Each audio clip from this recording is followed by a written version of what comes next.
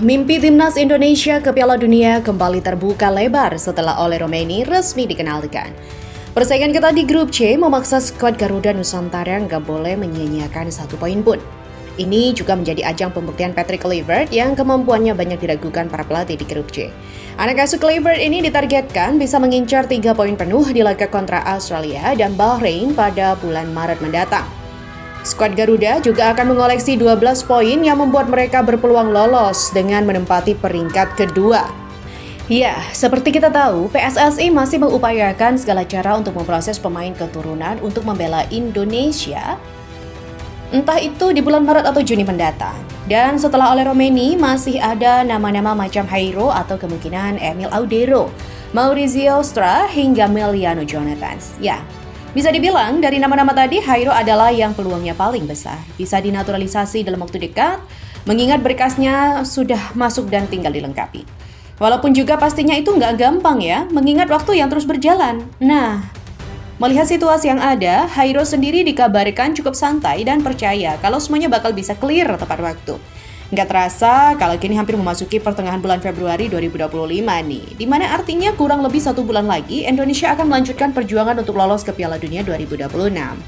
Dan jika kita melihat peluang Indonesia untuk meraih hasil maksimal di 4 laga sisa babak round 3, sejatinya sangatlah terbuka. Sebab dari 4 laga yang ada, 2 diantaranya akan dilakukan di kandang. Meskipun begitu, semua juga tahu kalau itu bukanlah sesuatu yang mudah. Karena di satu sisi, tim-tim pesaing pun juga pasti melakukan evaluasi. Maksudnya Ole Romaini di lini serang udah pasti akan memberi nilai tambah. Tinggal gimana caranya, sekarang PSSI harus bisa ngebut proses Hairo. Di samping mengurus berkas dari nama-nama lain yang dirumorkan, pokoknya Hairo dulu deh. Kalau dia bisa clear tepat waktu, paling enggak dari sektor tengah dan depan kita udah punya komposisi yang kuat nih untuk memperbesar peluang menang melawan Australia dan Bahrain. Nah, terkait Hairo, diketahui ia sendiri cukup santai menunggu proses yang ada. Entah bisa main Maret atau Juni, baginya yang penting adalah ia sudah sah dulu nih jadi WNI. Walaupun pastinya hasrat Hairo ingin segera melakukan debut ini secepatnya. Kondisi timnas Indonesia kini juga benar-benar punya potensi untuk menembus level yang lebih tinggi. Belum lagi jajaran pelatih yang secara nama adalah legenda besar di sepak bola internasional. Di sisi lain, ajang ini pembuktian Patrick Kluivert yang diremehkan Tony Popovic. Timnas Australia asuhan Tony Popovic bakal menjadi ujian pertama bagi anak asuh Patrick Kluivert. Namun, belum juga bersuah pelatih tim lawan sudah memandang remeh juru taktik anyar Garuda ini. Bahkan Popovic dengan lancang menyebut Kluivert pelatih kemarin sore. Alhasil, manajer kelahiran Sydney ini sangat percaya diri bisa mengalahkan timnas Indonesia di lanjutan ronde 3. Kluivert belum memiliki banyak pengalaman sebagai pelatih kepala. Dia hanya melatih di klub Turki dan juga Curaçao, kata Popovic yang memandang sebelah mata.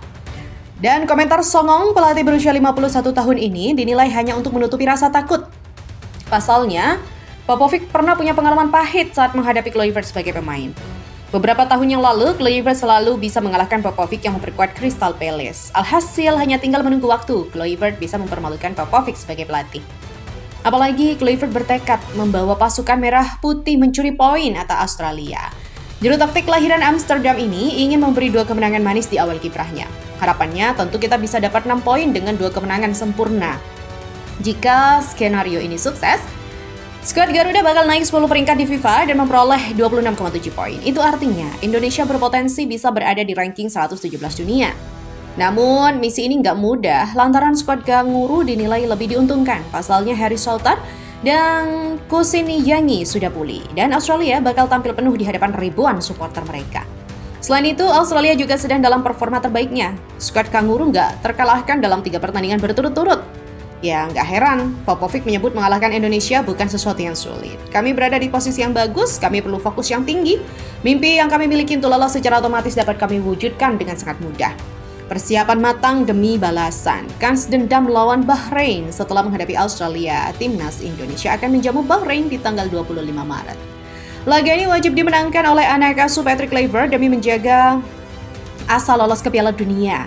Gak heran pelatih asal Belanda itu dengan sigap melakukan persiapan yang matang. Kluivert dikabarkan sudah memanggil 30 nama pemain untuk segera diseleksi. Menariknya, ex-striker Barcelona itu menyertakan beberapa nama pemain buangan. Pasalnya, Kluivert turut mengundang Elkan Bagot, Stefano Lillipali, dan juga Mark Locke. Hal ini dinilai wajar karena pelatih 48 tahun itu ingin menurunkan skuad terbaiknya.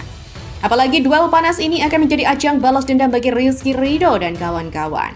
Pasukan Merah Putih masih menyimpan amarah karena dicurangi Bahrain pada pertemuan pertama. Bahkan Bahrain juga sempat melayangkan gugatan untuk bermain di tempat netral. Namun permintaan itu langsung ditolak AFC selaku induk sepak bola tertinggi di Asia. Pihak konfederasi sudah memutuskan timnas Bahrain akan melawat ke Stadion Gelora Bung Karno. Artinya Indonesia jauh lebih diuntungkan karena mendapatkan sokongan penuh dari para Ultras Garuda. Bahkan para pendukung setia sudah siap berburu tiket yang akan dijual mulai akhir Februari ini.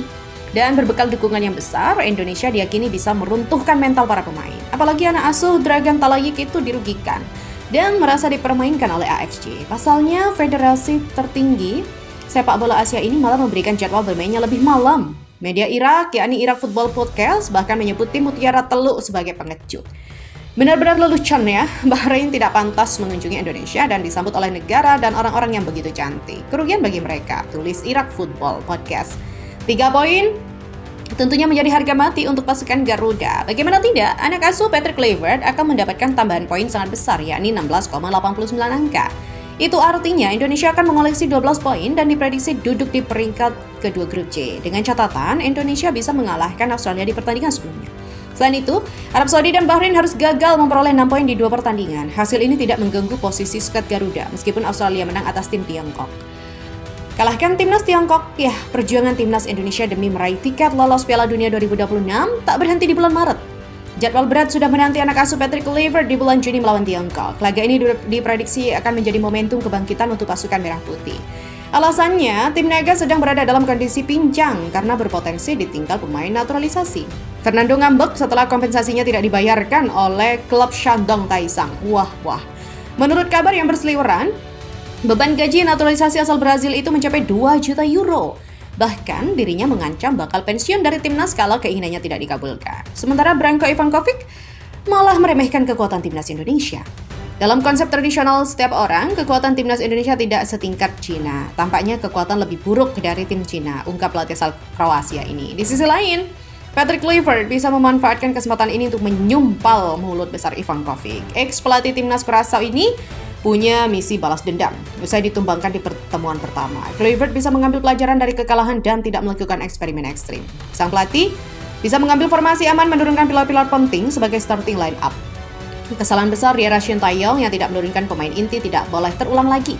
Kluivert pun harus berani mengarahkan para pemain untuk tampil all out. Seandainya bisa meraih poin penuh, Indonesia bisa terus menempel Jepang yang berada di peringkat pertama.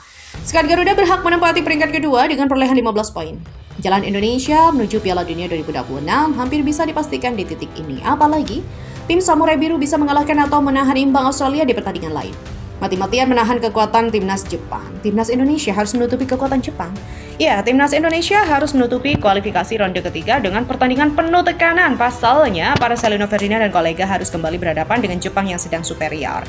Tim Samurai Biru sudah menyiapkan tempat spesial untuk menjamu pasukan Garuda Merah Putih. Pasalnya, laga away ini akan digelar di Stadion Suita milik klub Gamba Osaka. Padahal anak asuh Haji Moriyasu terbiasa menggunakan Saitama Stadion untuk berlaga di ronde 3. Meski begitu, antusiasme para supporter timnas Jepang diprediksi akan menjadi momok besar. Apalagi, para pendukung tim Samurai Biru selalu terlihat memenuhi stadion loh di setiap laga kandang.